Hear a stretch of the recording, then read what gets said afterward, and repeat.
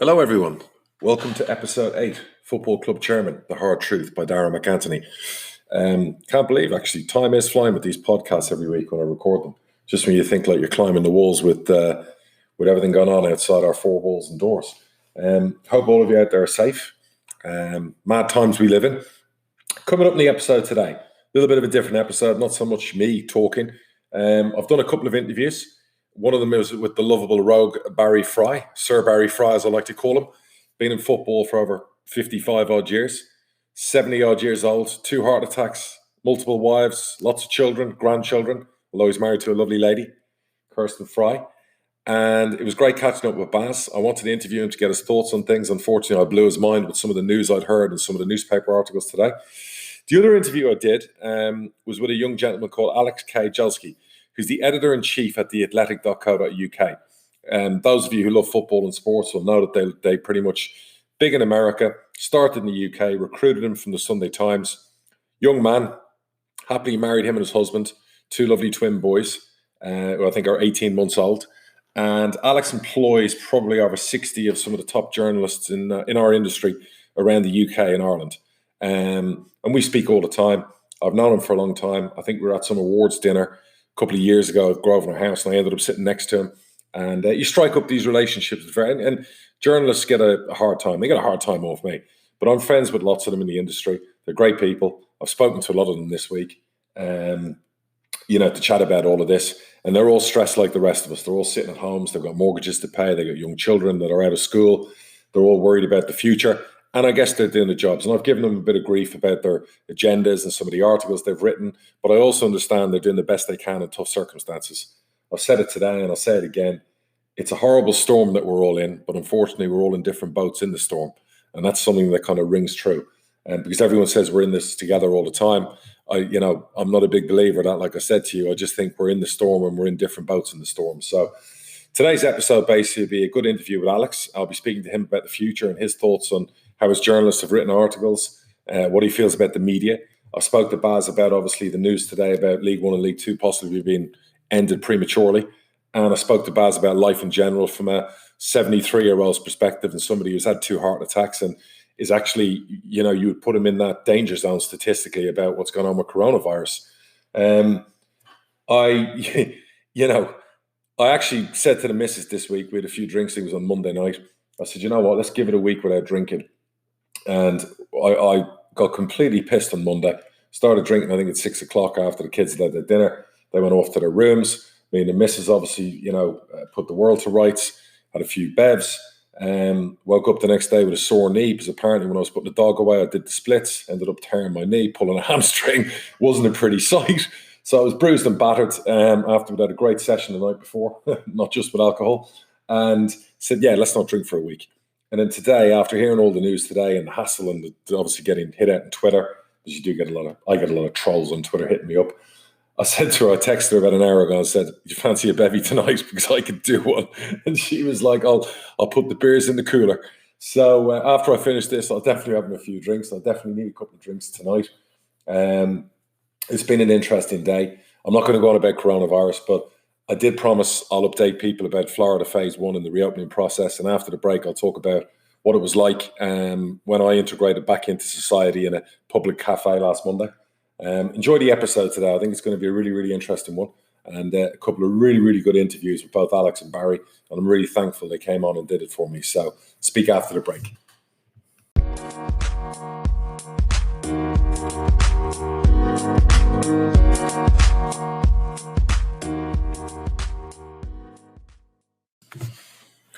Welcome back.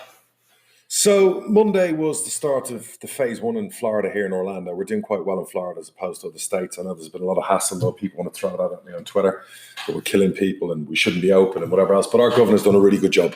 And for a state that has so many theme parks and millions of people, 22 million odd people living here, and a lot of people were here when the infections were getting spread, it's done a magnificent job looking after those most vulnerable. Straight into the care homes, contact tracing, National Guard have been going in and testing. So I think right now there's, unfortunately, 1,400 people have died. There's over 22 million people living here. One of the oldest states in America. It's been an amazing job by the governor here. So he decided Phase 1, we could start going back to work. as a society, we could go out for a coffee. So on Monday, I decided to meet my brother-in-law for a coffee. I'd been out for a while, obviously a good 6 weeks properly to, sit with somebody. I went there, had my mask, went to my usual cafe. It was great to see them on the terrace, putting all their tables and chairs out, basically cleaning everything, Lysoling everything, making sure basically they had gloves, they had masks on. And I have to say, I felt safe. I looked for people who were vulnerable, older people. I saw a few who were out and around. Again, they were wearing gloves, masks. Everyone had hand sanitizer with alcohol in it, obviously, to be effective. And I was there for about an hour and a half. And I think there was about probably between 15 and 20 people ended up coming for breakfast. Some were inside, some were outside. It was good social distancing. It was just good to be able to help a local business because the owner, I saw him from a distance and he blew me a kiss and he just looked stressed. He has another restaurant that's still closed and I can only imagine what he's going through. My barber came and did my hair and gave me a shave at my house. He's reopening as well. He's somebody I've used for a long time. And then obviously I've booked to go for dinner with friends of myself and my wife. We're going out on, I think it's next Thursday or Friday, to one of our favorite steakhouses. And again, I know some people are going to choose not to go out. Some people are going to shelter in place and stay at home. I respect that decision. When you're allowed out, you can go out. I think if you go about it in a safe way, we have to reintegrate into society. So I wanted to help those businesses that outside of a thing like this pandemic, I'd usually go to and use. So myself and my wife have made the decision to try and live as semi-normal as we can and put one foot in front of the other. And that's the way we've chosen to live through this. And I think I said it earlier in the week, in the months to come, I think what you're going to find is lots of governments are going to get to the stage where, I'm not talking about just outright herd immunity, but I think Israel are trying it in a different way where they're doing herd immunity, still keeping the most vulnerable safe, whilst people under 40, under 45 basically get out there where this virus will get through a lot of people and it makes it safer for the older people in life to come back to normal society. I think all countries are going to have to do it. The economic depression that's on the horizon, the jobless rates, I see it in the background of my TV. There's 30 million Americans unemployed. I don't know what it's like in the UK. The stress, the mental worry for people right now who don't know about jobs, don't know how they're going to pay mortgages. We've gone through all this in previous episodes. I'm not going to bore you with my interpretations again. You can tune into the last couple of episodes to get those thoughts. But I do think society's going to have to make a decision and a choice. And I've said this in conjunction with football. People have been screaming at me. Players will die. Manslaughter. You've had people on the radio screaming about it. You've had managers saying it. And then you start looking at the data. And then you start looking at the realistic figures. And any footballer who plays football, when you look at the real data, and we spoke to our club doctor, the risk is minimum for any footballer who catches coronavirus, any footballer who plays in a safe environment. The most vulnerable around those people are the ones who are in real danger. And that's a decision footballers are going to have to make. I saw Aston Villa put out a headline that 2 of their players, because of underlying conditions, probably wouldn't be able to play. I completely empathise and I understand where those players are coming from. But if this virus is here for longer than 6 months or 12 months or 18 months, you are going to have to make a tough choice on your career and what you want to do. I've had people tweet at me and tell me that they've got underlying conditions and they're still going to work because they have to go to work. They got people in their house. They're making tough choices every day. And it's okay to have the conversation. I've had the conversation on Twitter and I have had people coming at me. People are dying. 30,000 deaths. How can you talk about work? We should lock up for a year. We should wait till there's a vaccine. It's amazing to hear the different opinions and what people think. Somebody said yesterday that the economy can wait. Economies can be rebuilt. The dead can't be brought back to life. It's okay to have both conversations. You can chew gum and walk at the same time. I'm a firm believer in that. And I just said this, and a lot of these people are younger people. That's why I got in a bit of bother last night on Twitter. I was trying to make the point about opening up in Florida and somebody was saying it's not safe. How dare you? You should be at home. You should save lives. And I was trying to explain, and I said to this young person, because I knew they were in their early 20s, do you own a house? Do you have a mortgage to pay? Do you own a business? Do you have employees to look after? Do you have children? Do you have children you need to educate? I'm just really curious for your opinion on that because I understand as a young person, they're doing the right thing. They're looking after those most vulnerable. They want to be responsible. Kudos. And I should have probably said that from the start, but I didn't. And I said something I didn't really mean. And I wasn't having a dig at young people. I have a lot of respect for young people. I am the creator of the Young and Hungry model in football. My real estate company in its prime, the average age of people there was between 20 and 23. So I've always loved young people's work ethic. I've always loved young people's spirit. And I respect those youngsters coming at me on Twitter. But at the same time, I'm trying to get across to them that as much as they have this opinion, there are people who do own homes. There are people who do have businesses. There are people who do have jobs, do have children to educate. And again, it's okay to have that conversation too. What really, really worried me was the amount of young people, not necessarily going on about those most vulnerable, but they're actually worried themselves about dying from coronavirus. And they said that they were healthy young people. And all I'm trying to say to them is you've got to look at the data. Don't just believe what's in the press, whether you're left or right. Don't just believe what you read. Don't believe what you see in the news. Look at the data. Look at the government data. Look at where you are if you're 20 years old or 25 years old. The data tells you you've got like a 99.99.6% chance of surviving coronavirus. These are the things you need to look out for yourself. You can't hide at home and pull the curtains closed forever. This virus is here. People talking about a vaccine, that's great. But there is no vaccine today. There might be no vaccine tomorrow. So you've got a choice to make. And your choice is simple. Do you go out the front door and live? Or do you wait till this is passed? Can you afford to do that? I guess that's democracy, that's society. They're choices we all have to make. It was put to me, would you have a problem with a player not wanting to play? No, I would completely empathise. The player's choice is to play. That's down to the player.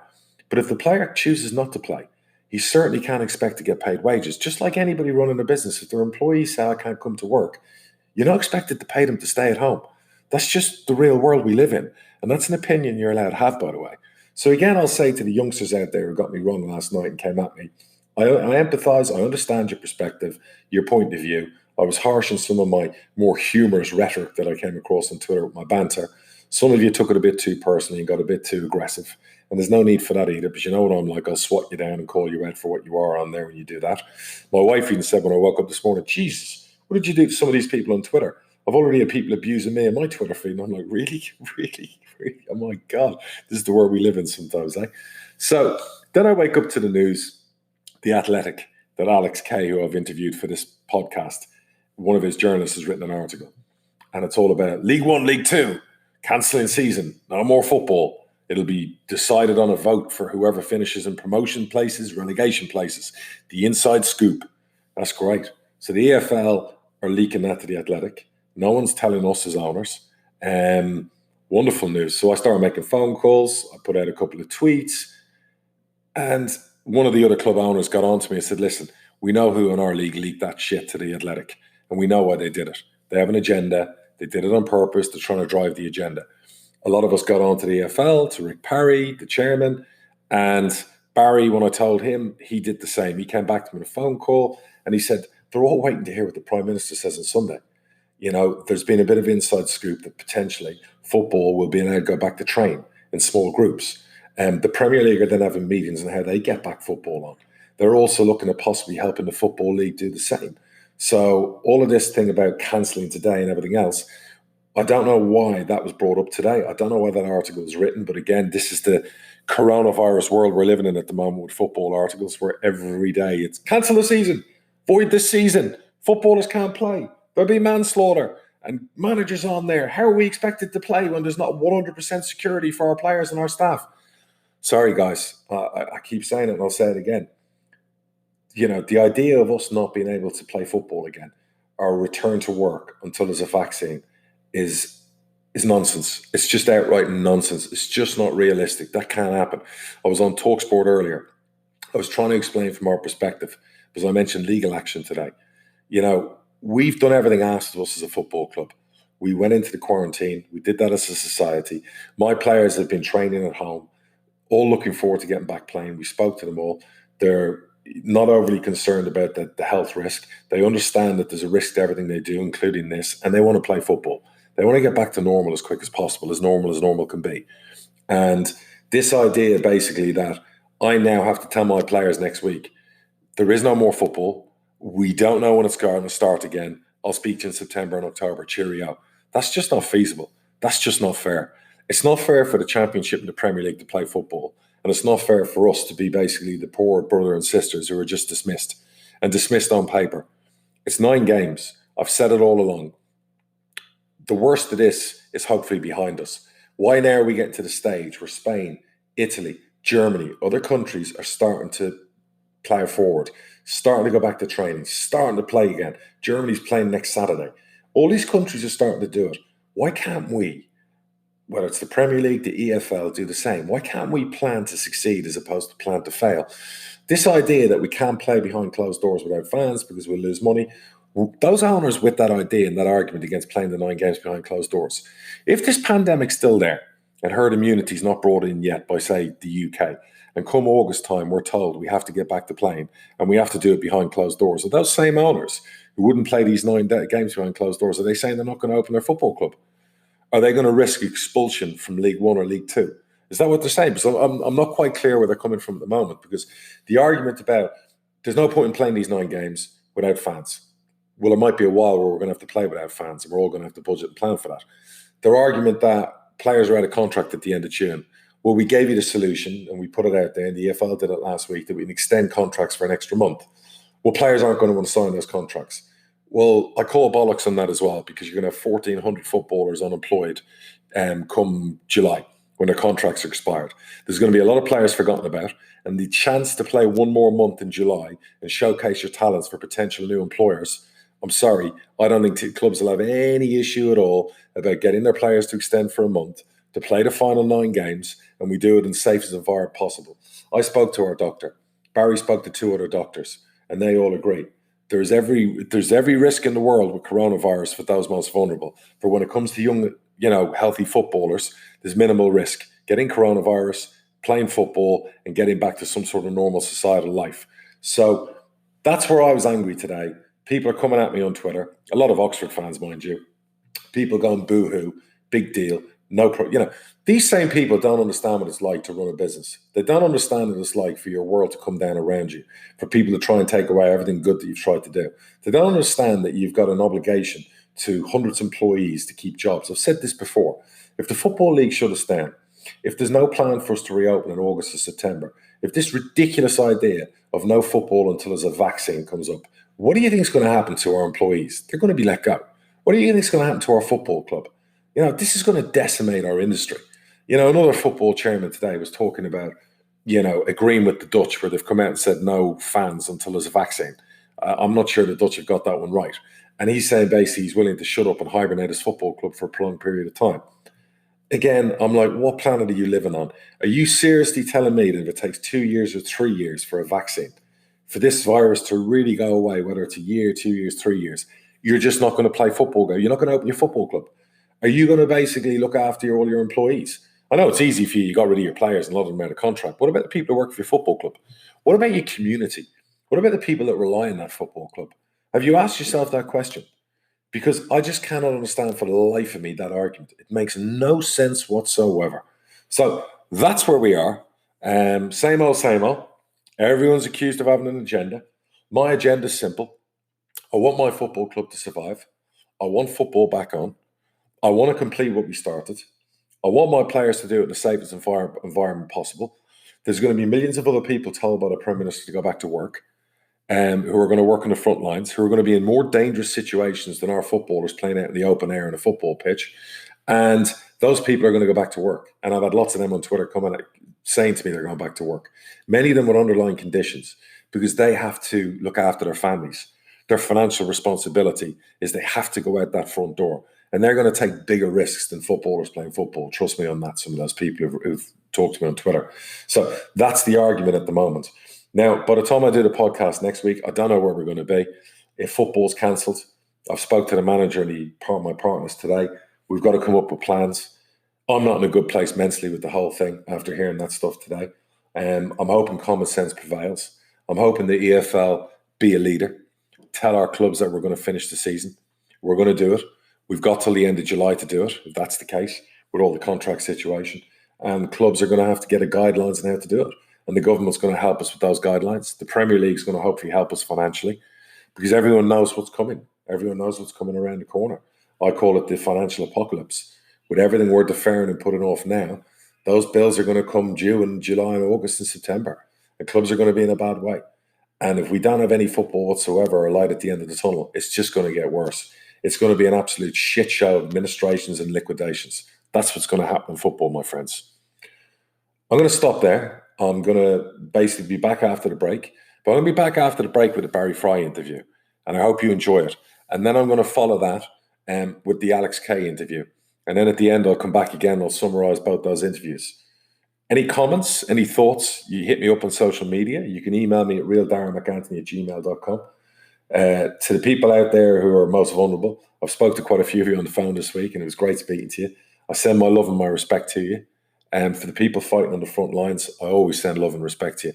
I actually, in the shower every morning when I wake up, I say a prayer for everybody. So I'm a Catholic. I don't go to church every week, but I am somebody who'll say a prayer. And I do at the moment say one every morning to you. Let's get there. Here we go. So welcome to episode 8, Hard Truth, Football Club Chairman by Darragh MacAnthony. We've got the very young, industrious Mr. Barry Fry on the call here at the moment. How are you, Bazza? I'm brilliant, mate. Raring to go. Fit as a fiddle. Fit as a fiddle, yeah. Fed up with this lockdown. Listen, you're free to curse on this, by the way. So if you feel yourself needing to use a few F-bombs, hit away. You know, how's the family? Oh, we've lost them. Oh, we've lost you. I can hear you. Sorry, I lost you there, Baz. I was just saying, you feel free to curse. Explicit. This is an explicit podcast, so you can be as open as you want. How are you in all seriousness? You've been locked up for now a few weeks. So how you doing? I'm like everybody else in the world, mate. I'm very, very frustrated. It's been an absolute nightmare, this crisis in the world, and there's been a lot of negativity about, understandably in one way, but personally I can't wait to get back and get the league underway and achieve what we set out to do in all them years ago. It's funny you say that. I've woken up today to big articles now in The Athletic that apparently our league is definitely getting called off, and all the owners will have to vote on how to finish the season, which means obviously Peterborough United will have wasted the whole season. We won't be going anywhere. And this is what all these other owners with agendas wanted in the end. So basically, we've kept our players fit for the last 6 weeks. We thought they'd be back training, getting ready to play 9 games. Now I've got to crush their spirits and tell them that's not true. I'm absolutely deflated. I'm on the floor today. It's broken my spirit. How does that make you feel? Well, at the start of the season, we had a big meeting with your partners and Darren and Bob and you as owners generously put in the biggest budget that's ever been known in the history of Peterborough United Football Club. We had one aim: to get promotion. We're well on track for that promotion. We've got 9 games left, 5 of which are at home. Correct. 4 away. 7 of the games are against the bottom or 11. I personally feel that we can get up automatically. That's how I feel. That's Correct. how I've always felt.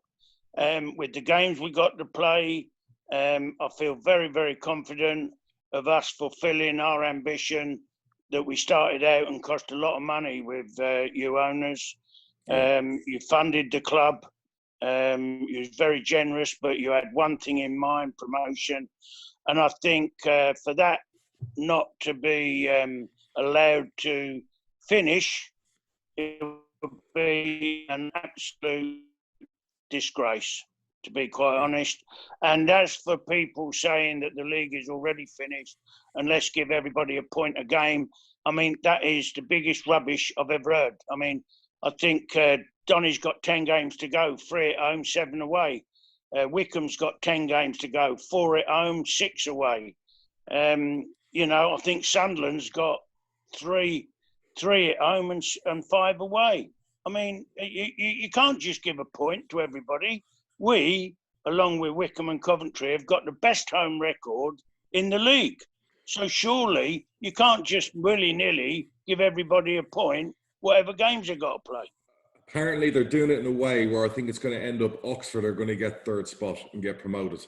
They're going to do some special adjusted home and away points, and Oxford are going to get the final promotion spot.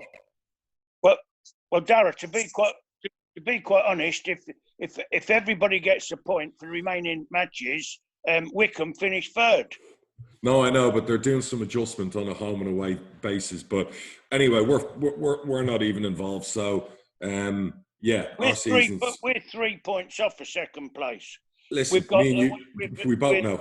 Best goal difference, in our league by a mile. I think it would be I don't know about you, Chairman, but I think the EFL, if they come out with that, they'll have a lot of writs and the lawyers will get very rich. Yeah, I want to speak to our lawyer about it. I'm disgusted by it. I'm disgusted it's been leaked to the press, if that's what the EFL are thinking. Spain, Italy, other leagues are starting to get their act together to go again, even the Spanish second division. How on earth we can't play 9 games in the space of a month is beyond me. Rick Parry told me a few weeks ago, even if we have to do them in 28 days, we could do it. All these excuses from all the other owners, it's not feasible, player contracts. You extend the contracts for a month, we get training, we play behind closed doors. They all want to use the whole safety aspect. Really, it's just a bunch of people who can't be arsed playing 9 games, who basically just think this is the best way to do it. They've waved the white flag really prematurely for me. Now we're coming out of lockdowns and things seem to be getting better. Is not the time to do it. That's what I don't understand. I don't understand that at all, because the Prime Minister is supposed to be giving a speech on Sunday at 7:00 to tell us how he's going to restrict the lockdown and things like that. And I would have thought the first thing on his agenda was the football, when we can return to training, when can we start playing, because believe you me, there's a lot of depression around it at the minute. Correct. And the mere fact that football would be back on the agenda would be a massive lift to the whole country and all the communities up and down the country. Massive. Because you've obviously had a lot of these owners very cleverly furloughed their players so the government pays a certain percentage of their wages. So I know the furlough amount's like $3,000 a month. So, our players earn a lot more money than that, so we'd make up the difference. But we decided not to furlough. We wanted to keep our players in the programme and fit, professional. Whereas a lot of people went, well, I'll let the government pay a big part of my wages. We know some of those people in League One, they pay their players £700-800 a week anyway. So that's why they did it. Looks like they got their way. And clubs like us now, the furloughs are going to stop. We're going to be expected to pay our players to do what? Sit around for the next 3, 4, 5 months. It's just fucking astonishing to me. This whole idea that there's no point in playing behind closed doors, there's no point in playing. I've said all along, I want a light at the end of the tunnel. I want football of some sorts. It's good for us. It's good for our fans' mental health. I just don't understand why they've all taken this option and gone down this route. Well, there's been a lot of scaremongering about the press, in my belief, and I think a lot of it's their opinion. I don't know what they're trying to do, because as well as putting a lot of players out of jobs, they'll put themselves out of jobs. And I can't believe that Boris Johnson will make a statement on Sunday. Hopefully he'll give all sport the green light for it to start training, then give a date for it to start playing. I think, as I said before, that would give everybody a lift in the country. The Premier League are meeting on Monday to discuss the outcome of the Prime Minister's talk on Sunday. Then I believe we, as a league, are meeting on Wednesday, so we'll know what the Premier League's doing. Yep. We've heard today that the governing body has said we're allowed 5 substitutes. Yep. In the remaining games if we start and when we start. I think everybody's trying to help. Everybody that's a football man wants this season finished. Yeah, I agree. And games played. No doubt about that in my mind whatsoever. There's other people that doesn't suit their clubs and they're saying all sorts of things. The latest is, oh, well, we're endangering the players. Well, I've spoke to 3 doctors this week, and they all agree that, well, their opinion is that being fit young men like we've got up and down the country as players, they will not be a danger of getting it and dying. Sure. The only danger will be as if they've got the virus, they take it home and they live with a pregnant wife, pregnant partner, or they live with their elderly parents who have got problems health-wise anyway. So there's no players. Somebody else told me, one of the doctors told me that I think there's only 300 people died out of 32,000 that's under 45. No, I've been saying this, the statistics say that people from under the age of 17, the death rate's pretty much zero. From 17 to 45 over here in America, it's 0.0124%. So that argument about manslaughter and I said it to someone yesterday, look, there's hundreds of thousands of professional sports people around the world. Have you heard of any of them dying from coronavirus since this all started? So let's get real for a second. I understand the argument about the vulnerable. There's no way players who are living with vulnerable people can be playing football and going home. That's a choice a footballer has to make. Because if this virus is here for the next year or 18 months or 2 years, you as a footballer have to decide, that's my career, my income. Am I going to give that up? Am I going to stay away from someone who's more vulnerable? That's their choice. That's not something anyone wants to make that choice, but that's just life. That's something that I have to do. Look, I'm gutted. I'm gutted it's come out in the press. I'm gutted, if that's the decision that's been taken. Particularly when the Championship and the Premier League are going to restart. League One and League Two are all going to be sitting in hibernation, which is just bollocks. No, that can't happen. That's a disgrace if that happens. Because it's just important to clubs in League Two to get promotion, and certainly it's important to us and other clubs in League One to get promotion, as it is for the Championship clubs to go up and make 160 million. That's rules for some and rules for the other. That can't be right in any way, shape, or form.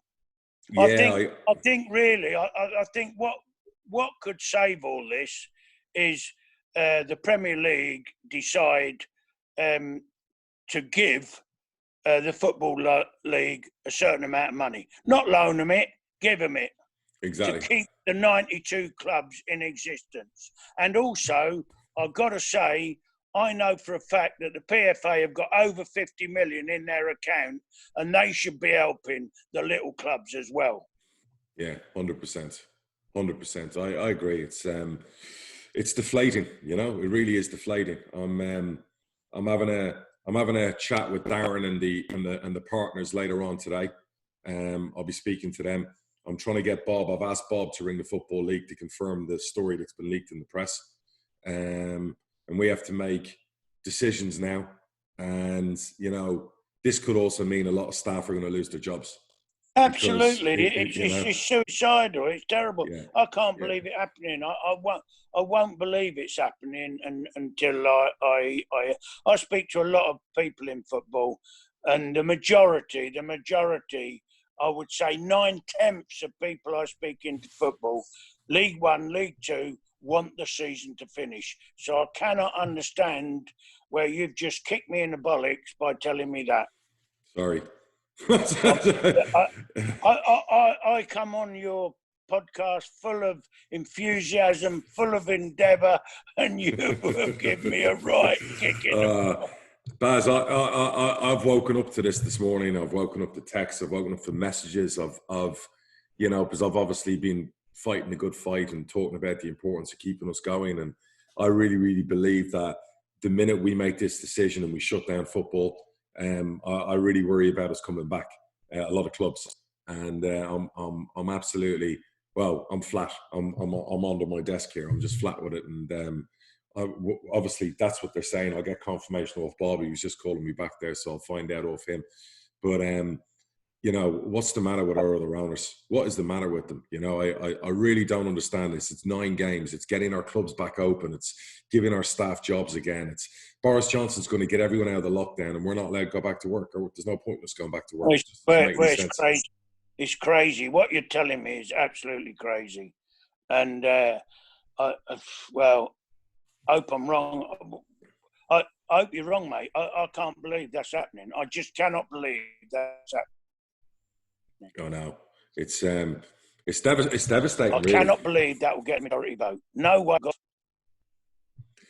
Well, I mean, obviously now, you know, the agendas change all the time. So I guess the vote now is you're going to now get, if they're saying, well, it's Oxford and Coventry and Rotherham, they're obviously going to vote to stop the season. I understand why. They're just going to get promoted. You're going to have the other 7 clubs that are involved in the race. What is the rules of the vote, Bas? Is it got to be a majority to make the decision? Is that what it is? I don't honestly know. I don't honestly know with this. I mean, I really don't know. Do the league's board vote? Do each club vote? If each club has a vote, I cannot see it. I cannot see it getting passed. I really can't. So I don't know the vote, or whether they change the goalpost midway through. Well, you know, we played, 8/10 of the season, 4/5 of the season, perhaps a little bit more. There's 9 games to go. 9 games. If we had to, we'd finish that in a month. Ridiculous, man. Absolutely ridiculous what you're telling me.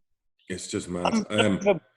Andy Piley from Fleetwood's just private messaged me there, and he said the Athletic story today was leaked by, I'm not going to say which club he's telling me, one of the clubs that possibly will get promoted has leaked the story to manufacture a conclusion to the season. That's what he's just messaged me now. Fair play. Again, agenda. How can anybody want to finish the season before Sunday when they hear what the PM's ideas are about coming out of lockdown? I do not get that at all. As I said before, scaremongering, mate. They've all people done all the time, out of order. Yeah, I don't know. You know, I'm just like, there's so many stories. The media's not helped either, Bas. No, they haven't. You know, they haven't helped with any of this. You know, there's been constant, like, just a barrage of like negative articles about don't play football, finish, void, cancel. How can the Premier League play? I really don't get what the media is playing at. So much of that media relies on income from football to survive, to do well. I've been saying it for a while now. A lot of them are going to lose their jobs if there's no football for a prolonged period of time. Of course they will. I don't get the agenda. And they're putting a nail in their own coffin. They're so negative, and you know, they come after excuse. The uncertainty, the mixed messages we're getting from everyone really. It's like you say, disheartening, Chairman. It's a gutter for what our club and many other clubs have, you know, tried desperately and just to be wiped the floor with 9 games to go. It just can't be right. You talk about decency and morality in football. That there's no decency or morality in just backing up like that. No, I am. Yeah, if they do it, I'm just like, I'm mentally done with football for a good while. I'm like, you know, 15 years in the game, and this is how we handle a crisis. Dara, I've had 60 years in the game, and this is the biggest crisis we've ever had. But there's no good waving the white flag and giving in. We got all to be together, fight, and finish the job we all started. Correct. There's got to be promotion. There's got to be relegation. That's the name. That's the beauty of the game. That's what excites owners, players, managers, fans. It excites everybody. Oh, you get promoted. Listen, you get promoted and relegation. You just won't get us playing for it. It'll be decided now by a formulaic system. It can't be decided like that. It's totally mad. out of order. Because, you know, football's all about the final 9-10 games, because that's when teams come to the forefront to win relegation or win promotions and save themselves. And you know, well, I don't know what else to say about it. But and where we go from here, I've got no idea. Because if they're telling us that there's no football with crowds, all these people arguing there's no point in starting up now while there's no crowds. Are they still going to be in that mind in August and September? Does that mean they want to wait till 2021, 2022? You got Andy Holt talking about hibernating his football club. I mean, you know, do they really think we as a sport can just not come back and open and play? And just you know, I mean, what are we meant to do here, Bas? I mean, it's great. It's great. we're meant Carry to on. get on with it and finish the job we started. That's what we're supposed to do, and that's what we should do, and that's what the government should give us an opportunity to do that. And all the clubs, instead of making excuses, should get on with it. Yeah. You spoke to a few of the owners out there, haven't you? Yeah, a lot of owners have rang me, and we've talked about different things, but all the owners I've spoke to, all of them have been positive in they want to finish the season. They want to finish the season. They want to finish this season before talking about starting next season. Yeah. Everybody. I believe in League One, there was only one club that really wanted to pack up, and that was Southend. And as we know, they're going down anyway. Yeah. And I put out there, people who are gone down anywhere didn't want to play, they could forfeit their 9 games. They could give up the results. If they didn't want to get back to playing, they just don't play. So your results just get basically forfeited.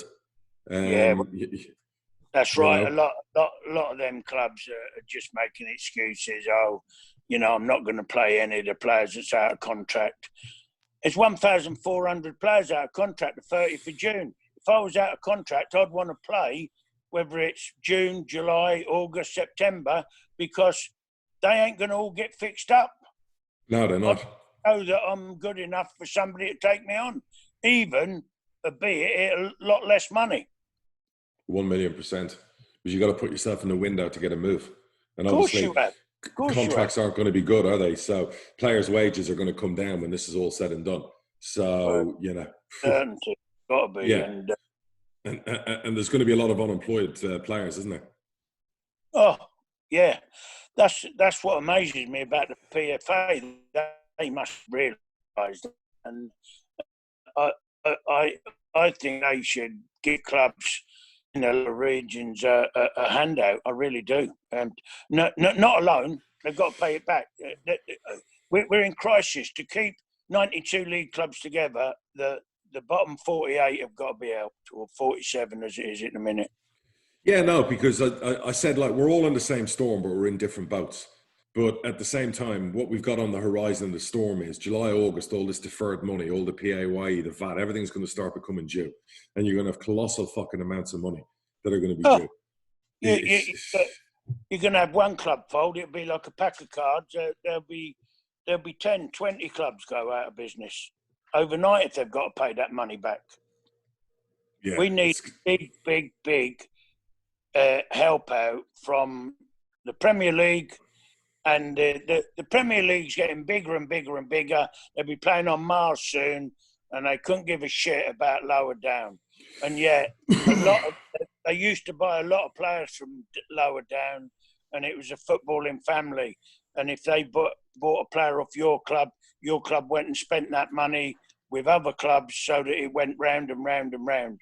Too much of it goes abroad, in my opinion. Too much of it. 100%. Absolutely. It's I've always argued this domestically, that we spend money and we trickle the money down to the lower leagues, the non-leagues, the sell-ons, and we've always done a really good job of that. And too much money for me, when you see $1 billion spent every window and 90% of the billion goes to France or Spain or Holland or all these other places, because the argument is English players are too expensive, which I just think is a load of bullshit most of the time. It's such an easy excuse. But yeah, I mean, that alone could change to ring fence some transfer income, making sure it goes down the leagues. But that's a conversation for another day. Look, I didn't want to deflate you. I didn't want to kill your spirit. How can you finish the championship and not League 1 and 2 or attempt to? That is terrible. That's what's wrong with our game at the minute. The championship clubs get 80% of the income. We get 12%. And League 2 get 8%. How can that be fair? Correct. I know it was done years and years ago, but it needs a new change. We're all in the shit now. We need help. We desperately need help. And look up and down the countries how the communities will be affected. What clubs do in their towns or cities for the community is amazing. Massive. Down, and massive, unbelievable. I don't think people realise what clubs do, and that'll be lost. I've rang quite a lot of the older posh fans. I know you and Kirst have done the same. You spoke to a lot of our season ticket holders and people at home. And, the one thing they're all saying, if we're going to be locked up, at least if we get some football back on and we can watch our football right. and I follow. And I'm going to have to now speak to a few of them because their spirit's been crushed by this. This is the way it is. And it's just, it's not on, it's not fair, it's not right.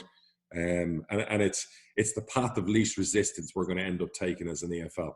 It's like, there's the white flag, path of least resistance, no desire or plan to try and get it going again. Everyone's saying all these unsurmountable, obstacles in our way to getting it going again. I don't buy into that. We could have got clarification. We could have got a roadmap off the EFL. Other countries are starting to play. We could follow suit. We do it. There's no doubt in my mind we could have played. And, to just give up on trying and giving it our best shot, it's just, for me, it's unforgivable, to be fair. It really is. I don't know. Well, listen, it is what it is. So that's it. Obviously we're living in a new world. You're somebody who's had 2 heart attacks. You're somebody in that, like my dad, you're in that dangerous bracket. As things ease and restrictions ease, are you going to stay at home? Or are you going to try and go about life again? No, I'm going to go about life, mate. We're all going to die sooner or later. We should have the choice. If we want to go to a football match and die there or catch a disease, who's to say we won't catch a disease anywhere else? It should be left to the individual. Of course, there's risks. There's risks in everything you do every day of the week. I want to go to football. All our fans want to go to football. They're sick and tired of sitting at home, isolated. I'm not so bad. I do get out and about. I don't mix with other people, but I do get out and about. And I feel, I can't wait to get out. And I know many, many people that I speak to and do certain things to lift their spirits. They're all the same. They're suicidal stood at home, mate. Suicidal. Yeah. No, they are. No, my dad's 70, as you know, and he's got asthma. He's in that danger group. But right now, since Florida's lifted its restrictions, he's driven 4 hours to Georgia to have a bunk up with a bird. That's my dad, and I'm like, Dad, you got to look after yourself. You should be proud of him, Darren. Listen, I said, you got to look after yourself. He said, son, I've had a great life. I've got to live my life. If you think I'm fucking staying locked up for what's left of my life, you got no chance. Honest to God, that's my old man for you. It's just like, man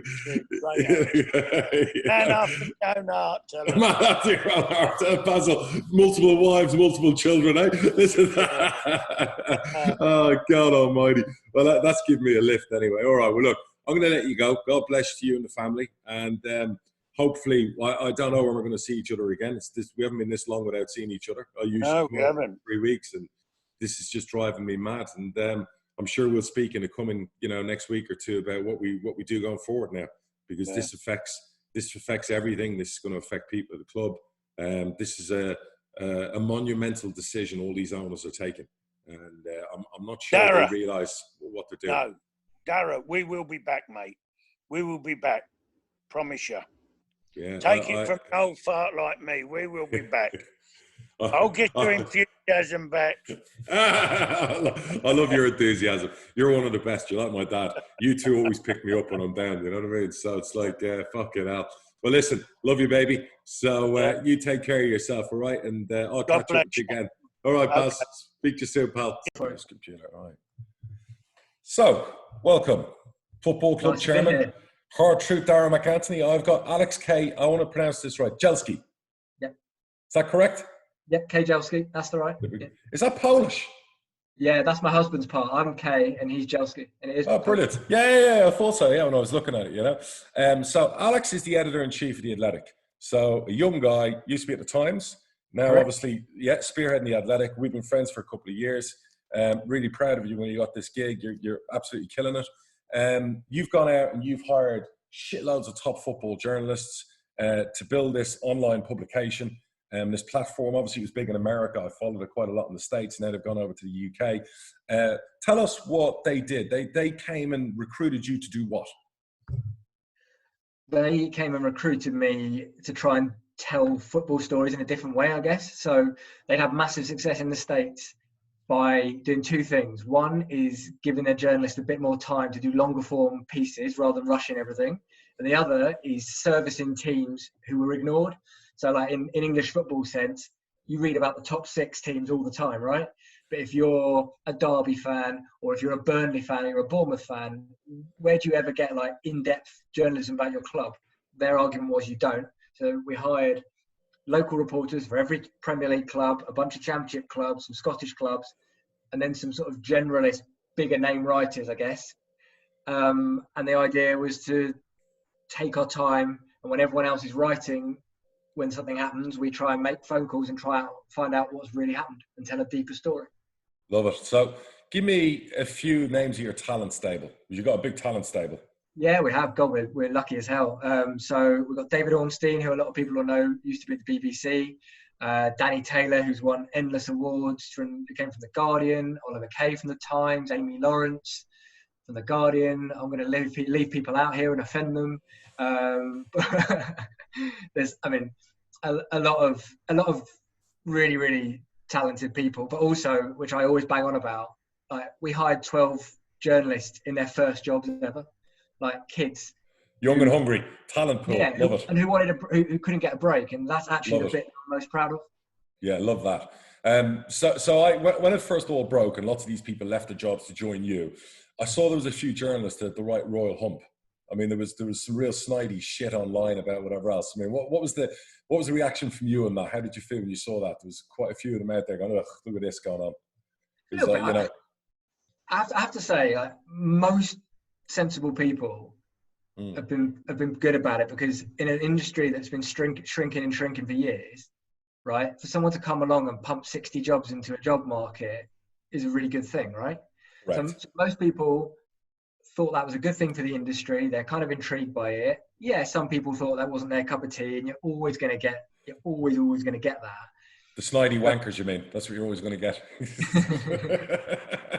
But I don't know. It kind of passed me by in a bit of a whirl, because I was trying to hire 60 people in 6 weeks, and you didn't really have time to sit and listen to people. You know what it's like when people are calling you every name under the sun. And I mean, I certainly didn't have it that bad. So you just got to get on with it. And there was all kind of weird stuff in Private Eye and BuzzFeed and all this, and I'm reading it going, this is bullshit. None of this is true. But you just carry on writing. Yeah, no, listen, you're a young guy, so this is a massive job. I mean, you know, you're obviously super ambitious, which is great. And they obviously saw the talent in you, hence why they, sought you out to get this big gig. Have you fulfilled everything you've meant to do so far? Do you feel you've hit what you've needed to do, or are you still way short? I'm not the sort of person who ever thinks it's done. I can't be like that. I just, I know it's a bit of a cliche, but like every day you just got to be like, hang on, no, this has got to be better than yesterday. And what can we do next week to be better? And okay, we seem to do this all right, but what are the weak points? I mean, you have to think like that. Otherwise you can't be good at it, I don't think. No, absolutely, yeah. And it's changing the whole time. You think you get into a rhythm of, we're getting towards the season. You start preparing for Liverpool winning the league, which is a massive deal for us, right? We've got loads of Liverpool fans who read us, and then then all this happens, and you think, oh, what is going to happen? But actually, it's been all right. It's you've hit the point about coronavirus. So, for example, you employ how many people at the moment? 60 odd. Right. Have you had to furlough any of them? No. Right. No, so they're at this point, same in America. Same in America. So yeah, because like I said, I followed over in the States, and they're really causing headlines in the States. Like, the mainstream media, I would say they're a little bit unpopular with the mainstream media with a lot of what they've done, because they've gone after some of the top local NFL journalists and local baseball journalists and taken them over. And it's, whether you're a Red Sox fan or a Patriots fan, the great journalists are now working for the Athletic over there. So there has been a lot of snidiness going on, and people hoping you fail kind of thing, So you've now got this coronavirus, and that gets me to the next point of me personally. I made the point a week ago in a tweet, and a couple of journalists actually retweeted and said, you're bang on. I said, lots of journalists are writing about voiding the season, cancelling football, manslaughter, people are going to die, you can't have football back on, blah, blah, blah, blah. So if there's no football, if there's no sport, let's say they get their way and the articles come true, and let's say there's no football and sports cancelled for the next 18 months, 2 years, because everyone's waiting for this vaccine to come out, will you still have 60 people working for you in 2-3 months' time? Yeah, I mean, it would be... right now, on a short-term basis, people are still subscribing, they're still reading it. They want to read about the thing they miss and they love, right? Yep. Yep. If it became such an ingrained part of society that there wasn't sport, would that be a problem? Of course, it would be a problem. Of For course. for your business, for my business, Everyone's business. So there's no football. we all want football. We all want football to come back, Sure. right? And you've got to be responsible to not just kind of whip it up on either side. Like the thing, Sure. like we've told stories from both sides because there's lots of different opinions, right? There's people who genuinely are scared to come back, right? Yep, I'm not yep. afraid to tell that story because that's Yep. a real story, right? Yeah. But yeah, I'm also genuine. happy to tell the story of the people who want to get the season back. But the best thing we try to do is just explain stuff.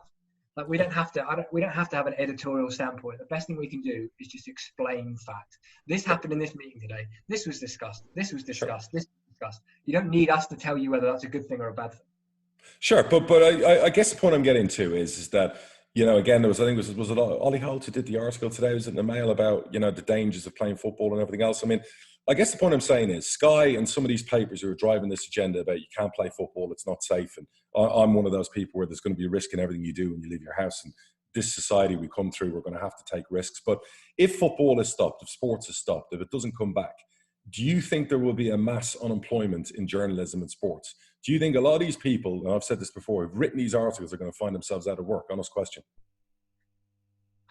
If football never came back, if there's nothing for the rest of this year or next year, do you honestly think your organisation, other organisations, the Mail, Sky Sports, are going to keep all those people employed? Tell me the truth. I think they'd probably ask for wage deferrals and wage cuts and things like that, a bit like football's doing. And of course, some people could lose their job. I mean, that's been happening in our industry for a long time, right? I love your political correctness. Let me give you the hard truth. Let me give you the hard truth. Let me give you the hard truth to somebody who crunches numbers. You're fucked. Let me tell you right now, and that's the hard truth. Journalists writing these articles and everything else, if there's no football and no sports in the next 18 months, you are fucked. All right? And you will be losing jobs. And I understand about you saying pay deferrals, whatever. If I'm somebody running Sky, running a big newspaper, I'm going to look at my overheads and guess what? Oh, I've got 25 journalists writing football articles. I don't need them for the next 18 months. So guess what's going to happen? But also, the other side of this is, if the journalists only wrote stuff that was self-serving, because it protected their jobs, and they're not proper journalists, right? I agree. I agree. But give me both sides. I agree. But what frustrates me is I'm not seeing both sides. I saw an article yesterday written about the risks of death with football when it returns. So I'm like, okay, so I must be reading the wrong data here. And I've had this argument on Twitter, and people not me about saying, I'm like, okay, the risks. So give me the article about the risks and the data. Don't give me the article saying people are going to die when they get back to playing football. I want to know the real, because that's just scaremongering, and I don't do scaremongering. I hate articles scaremonger. So give me the data and give me the flip side to that argument. We spoke about it already today. You know, players going back, of course, the biggest risk is them infecting older people or people more vulnerable. Not necessarily to them, because we've seen all the articles about all these footballers who've had it. Mikel Arteta have had it. Loads of footballers have had coronavirus. They're still here, right? So I guess what we were saying earlier is, if they have to go back to playing, but they've got to look after most vulnerable people and not take it home or whatever else, that's a different conversation.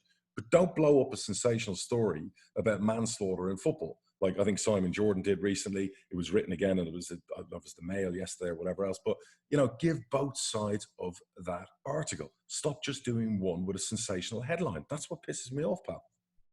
Yeah, and it's because lots of people are pushing different agendas, and yeah, like I say, I mean, I'm bang on about it every day. Got to do both sides. Got to do both sides. Got to do both sides.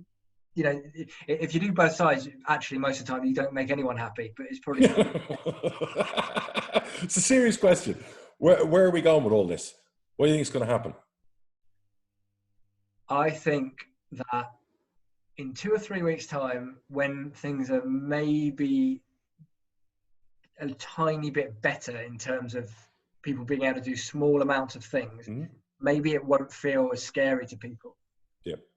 However, I do think there'll be people the whole way, whether that, you know, certain players or whoever, who really won't feel comfortable at any point, and there might be some really, really complex situations with that, with players not wanting to play. Conversations. Or people involved in clubs who don't want to be there, or they, like I say, their husband or their wife who's a cancer patient and they don't want to be anywhere near anywhere. And I understand that. I do.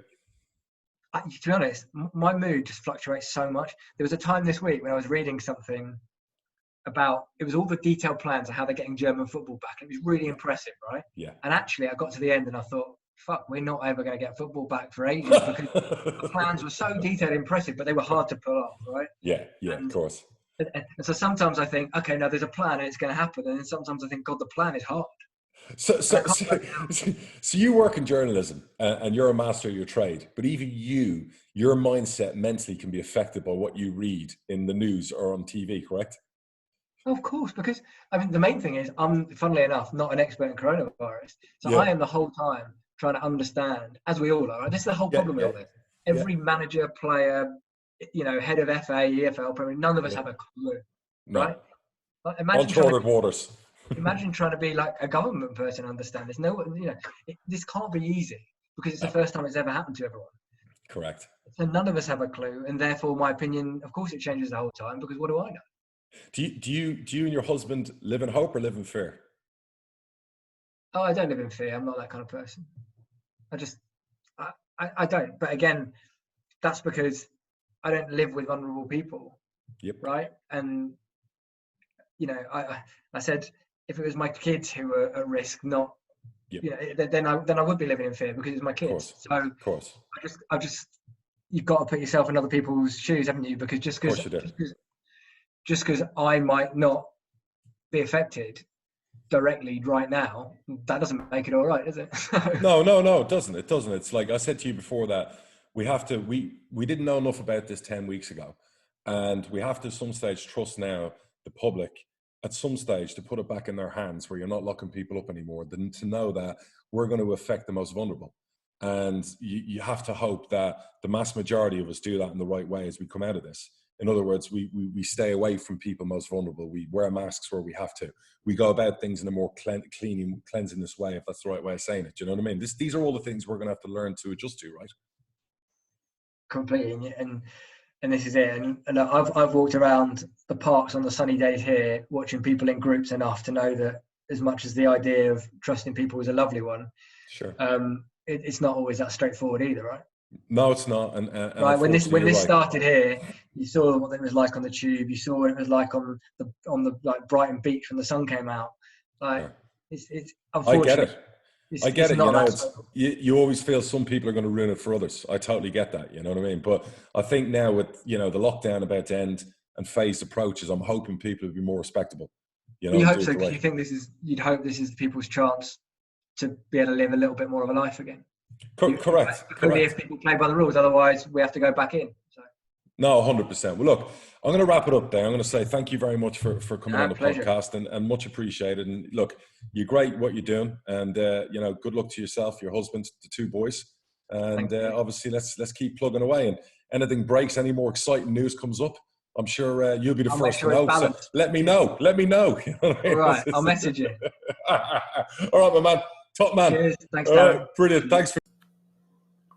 So that was different this week. In this week's episode, not so much me, more some people from the outside, and it's great to hear the different perspectives. And I really enjoyed talking about Alex and Baz. Particularly Alex as well, working in the media and hearing his mindset and his thoughts, and those of his journalists. And then you speak to Barry. Somebody's a lot older, a lot more experienced, been around the block. And I hope for his sake that football's not cancelled. I hope we have a season to continue. Who knows? Time's going to tell.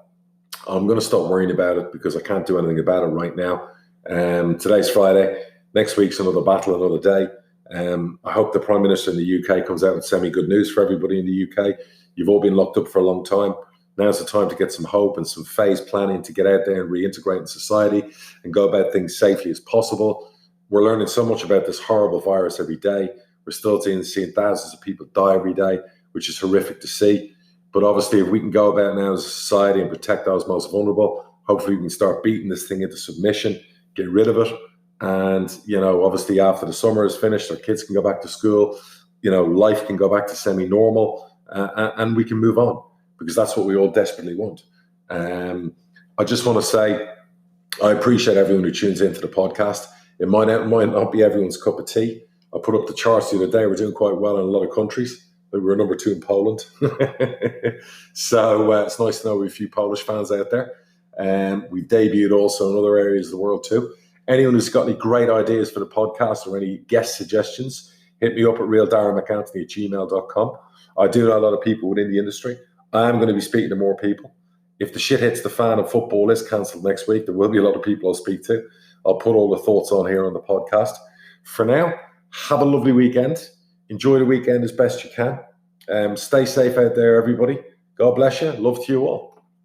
Take care. This is Darren McAnthony, episode 8, Hard Truth Football Club Chairman. All the best.